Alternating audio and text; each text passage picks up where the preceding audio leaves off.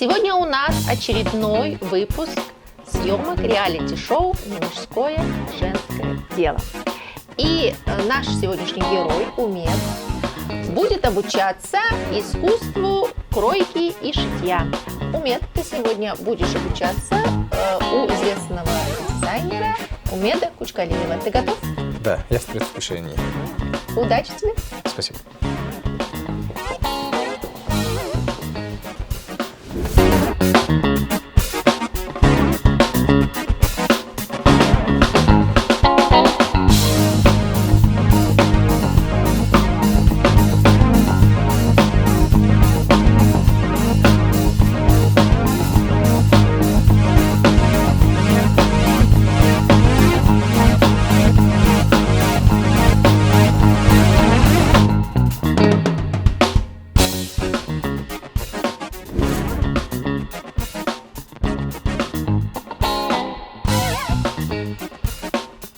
Я музыкант-скрипач, очень люблю музыку, очень люблю свою профессию. Мне нравится заниматься искусством. Я давно мечтал о том, чтобы посмотреть себя с другой стороны, начать что-то новое, заняться чем-то для себя новым. В моем случае это заняться изучением такой профессии, как портной. Мама учила шить, например, свой воротник где-то подшить брюки. В основном только такой опыт мне удалось изучить. Я думаю, что каждый мужчина должен для себя уметь как и готовить, так и шить, так и заниматься тяжелым трудом, так и легким. Это зависит от самого человека.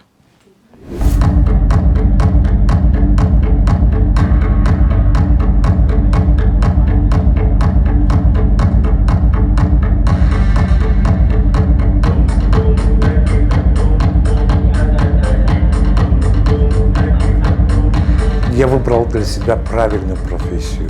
Я занимаюсь любимым делом. Я приношу людям радость. Я несу красоту в мир. Когда мои клиенты одевают мои вещи уже, и когда они довольны, они счастливы, я тоже счастлив. Это самая важная оценка. То, чем я занимаюсь, для меня это и релакс, и работа, и бизнес. То есть каждый человек должен любить свою работу, и только после этого оно приносит и удовольствие, и материальную благо. У меня никогда не было такого, чтобы я думал, что я кем-то другим стану, то есть по жизни буду чем-то другим заниматься.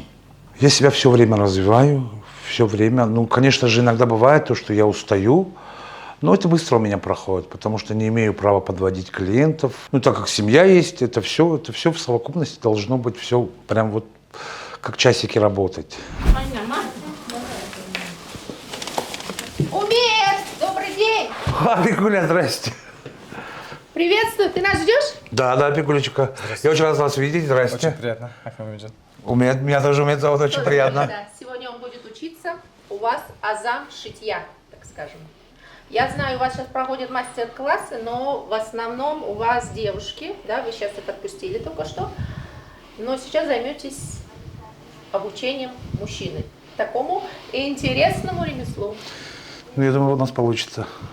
Когда я узнал, что мне предстоит быть учеником такого великолепного дизайнера, как и у нас, так и за рубежом, Умеда Кучкалиева, я был в восторге, и я очень ждал этой встречи с ним. Самый известный дизайнер – это мужчины.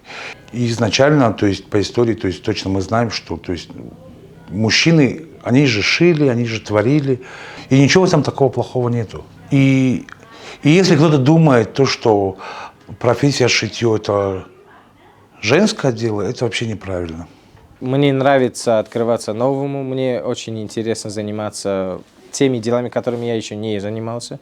Для меня это испытание, и мне это все очень интересно. Я бы хотел в будущем, я буду стараться, чтобы в ближайшем будущем тоже, как мой наставник, быть дизайнером и модельером, и портным. Я считаю, что этим может заниматься как и женщина, так и мужчина. Это как-то не должно ограничиваться какими-то стереотипами. Если ты любишь свое дело, и ты стараешься во благо общества, а также во благо себя самого, если тебя это делает счастливым, то этим может заниматься абсолютно любой человек. Так, Вот смотри. То есть мы сейчас с тобой сделаем сначала одну основу. Для того, чтобы научиться шить, нужно сначала правильно научиться снимать размеры, да? Мне было бы интересно узнать про тренч. Как это Все, это делается? очень актуальная сейчас тема сейчас на данный момент. Давай, и я думаю, ты сможешь научиться. Я тебе покажу, как правильно снимать размеры. То есть у нас есть ширина спинки, ширина переда, обхват груди, обхват талии, И обхват бедер. обхват бедер. Дальше высота До уровня груди. до самой выпуклой части груди, высота талии и длина изделия. Великолепно. То есть вот что.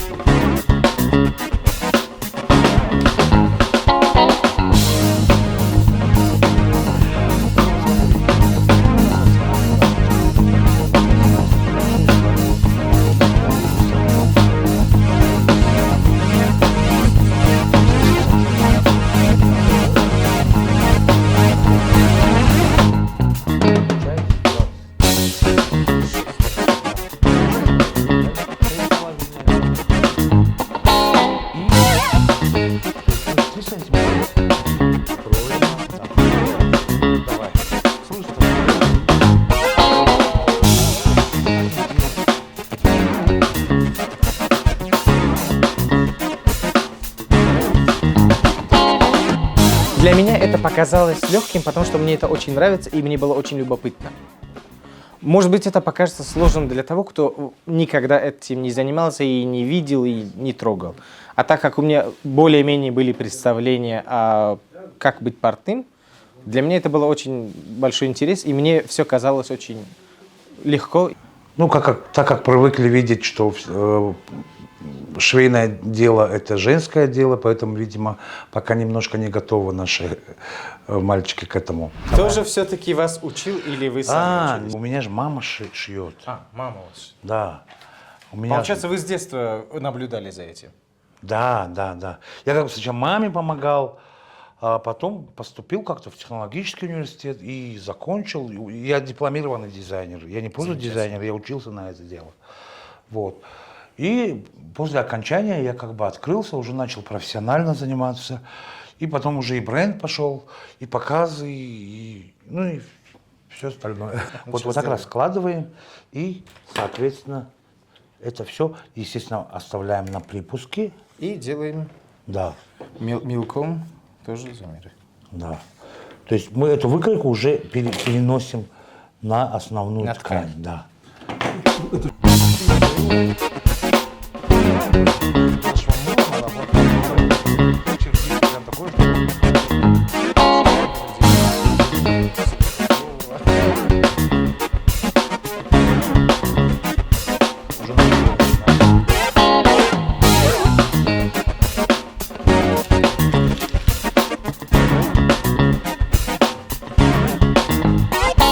Так, молодец, у тебя хорошо получилось. Прям все, ты меня сразу понял, и? Ты сразу хорошо, ты сразу меня понял, то, что нужно сделать. Ну, немножко криво, правда, но ничего, мы ножницами вырежем. Ну, я считаю, что она трудная в плане того, что нужно иметь очень хорошее терпение, нужно сосредоточенность на своем деле, важность каждому деталю, так как каждая ошибка может легко быть заметная. А для портного это очень критично, если допустить ошибку. Ну, когда я вижу молодых парней, которые интересуются модой, шитьем, я только поддерживаю, радуюсь за них, и все. Главное правильно развиваться в правильном направлении, и все. Я готов поделиться всеми своими знаниями, ни от кого никакого секрета я держать не буду, уже и не в том возрасте, чтобы что-то скрывать. Поэтому прошу вас, Я готов поддерживать любого начинающего дизайнера. Вот сейчас то, что мы покроили, сложим. И пойдем дальше. Я буду на машинке работать. Да, учитель. Объясню.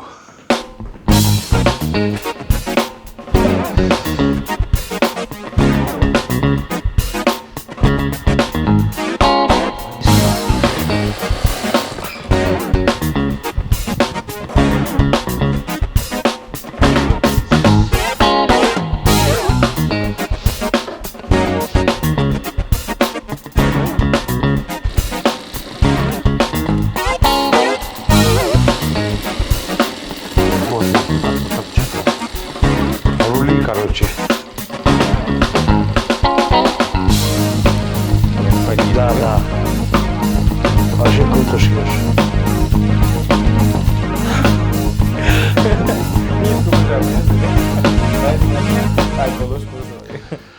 Так, все, у него хорошо получилось, Апигуль. Мне понравилось. Страх, когда я начинал заниматься шитьем, у меня был страх, что я могу случайно, неправильно выразить материал, и эти материалы я мог бы испортить. Вот это и единственный страх и боязнь совершить ошибку. Все готово на примерку. На кого будем примерять? Примерять. На нашу модель. Так, Апигуль.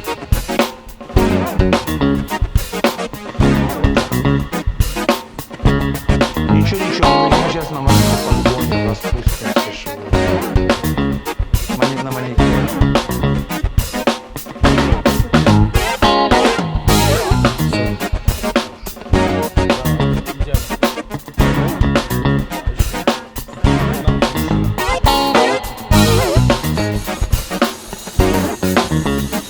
Швы именно.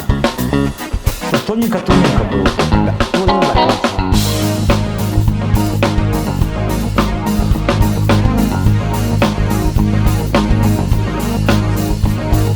Да, шей, пожалуйста, уже пуговички.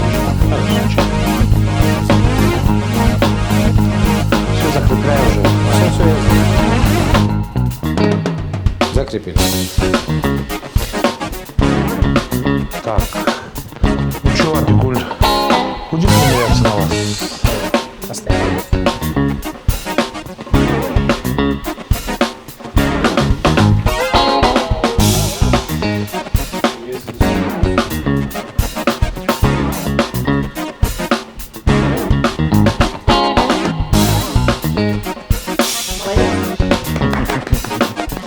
Браво, мami. Ко мне сегодня пришел ученик, и я сразу понял то, что он есть потенциал. То есть он сразу схватывает все на лету, с одного раза понимает и сразу повторяет то, что я делаю. И я думаю, что у него все хорошо сложится. Вот. Мы с ним договорились обучаться дальше, так как за пару уроков это очень мало сразу. То есть этому делу учатся намного дольше, чем мы себе представляем. Мне очень понравился мой урок. Я думаю, что это для меня замечательная возможность укрепить себя в этой новой профессии. Мне очень хочется посмотреть на то будущее, которое я построю своими руками. И мы договорились, что мы будем продолжать нашу учебу, чтобы мы вместе могли сотрудничать с нашим дорогим учителем. Так, идея, хотел бы сделать такое платье.